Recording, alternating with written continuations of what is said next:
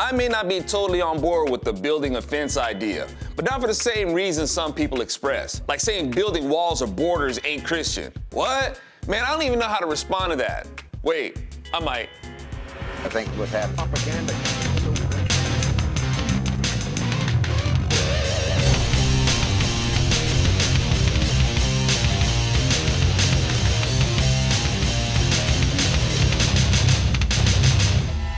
Okay, I'm really gonna get in trouble with this one because I gotta disagree with the supposed infallible word of the Pope in saying that borders or building walls ain't Christian, and we need to be building bridges, not walls.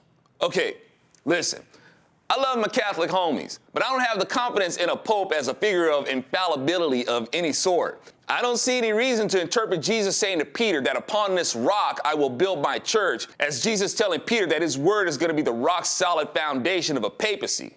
Why? Because Peter himself shows that he's nowhere near infallible. That's shown in the very next verses where Jesus looks right through him and calls him Satan and tells him that he's an offense to him. Why? Because Peter was thinking more of the concerns of man than the concerns of God. When the Pope tells us that building walls isn't Christian, then I say he is doing the same as Peter and thinking of man before God. The same mindset is also reflected in the Pope's collectivist mindset and his prejudice against capitalism and assuming what other people should do with their wealth. This is the same mindset as Judas, who betrayed Christ. Judas tried to posture himself as more righteous than Jesus and admonished a woman for pouring out an expensive fragrance upon Jesus. Judas assumed to issue a reprimand on what she could have done with that equity. You know what Jesus said to Judas? Leave her alone. You gonna tell Jesus that he was wrong? Jesus didn't mind that the woman had a valuable possession for a simple reason. She proved that she loved Jesus more than anything else she possessed. Jesus doesn't at all mind people being wealthy as long as their wealth doesn't become their God in place of Jehovah God. Jesus admires generosity from the heart, not out of legislation. Nowhere in the 10 Commandments does it say, thou shalt be charitable. It does say thou shalt not covet and steal, which is a direct commandment against coveting another person's wealth and justifying the forced acquiring of it under the guise of collectivism. Jesus makes no endorsement of this. It's self-righteous and satanically against the 10 Commandments and actually hinders charity, as it thinks more of the affairs of men over the affairs of God, just as Jesus charged Peter with. The Catholic Church is a leader in charity. But because of all the statist policies getting deeper into the people's pockets, the Catholic Church is losing its charitable strength. As far as borders and walls not being Christian, was God not being right in the sight of the Pope when he drove Adam and Eve out of the garden and stationed a cherub with a flaming sword to guard the way leading back to the tree of life? The cherub was like a firewall, man, or like a strapping young Gandalf saying, y'all should not pass.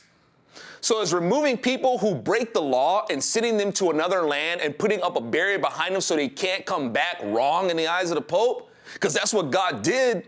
Heck, even New Jerusalem is characterized as having walls and gates. Yeah, New Jerusalem has guarded gates. Is God wrong in the eyes of the Pope? God is actually very inclusive, but he has rules. The Bible spells this out in Leviticus 19:34. The foreigner residing among you must be treated as your native born. Love them as yourself, for you were foreigners in Egypt. I am the Lord your God.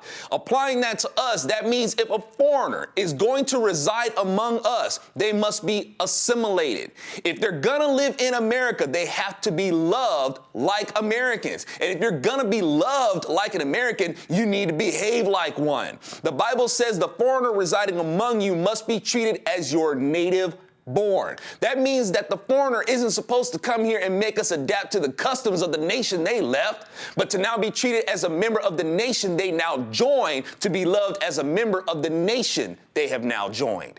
As if they were born and raised here with our laws and characteristics. Is God wrong in the eyes of the Pope? And a lot of people who come to our country illegally ain't with that program. Now, I'm not saying that building a wall is wrong. I just don't see it as practical as stopping the rewarding of people who come to our country illegally. Why are we paying for their health care needs? The country they left has universal health care. If it's so great, what do they need us for? We give them jobs, education, social assistance. Stop it, and you'll find less of a need to build a wall. You haven't stopped why they want to come here illegally. Oh, and by the way, there's also the wall around the Vatican. There's a fence around the White House. Should we not have gated communities? Should we take the doors off of our hinges and not put gates up around swimming pools? Should we get infected with leprosy so our skin falls off, so our subdermals don't have an epidermal border for protection? Should we give ourselves AIDS so our body can be a sanctuary city for undocumented organisms entering our bodies unchecked, so our bodies can tax itself to death trying to be the provision for the invader while forsaking the host? Now, I know I got some Catholics fighting mad at me right now, and I hate having to make these observations because I don't want to be at odds with folks. I don't want to lose friends and viewers, but I do see a case of thinking more of the concerns of men over the concerns of God, and I had to address it. I'm Alfonso Rachel with ZoNation, your happy, humble heretic. I'm really gonna get in trouble with this one.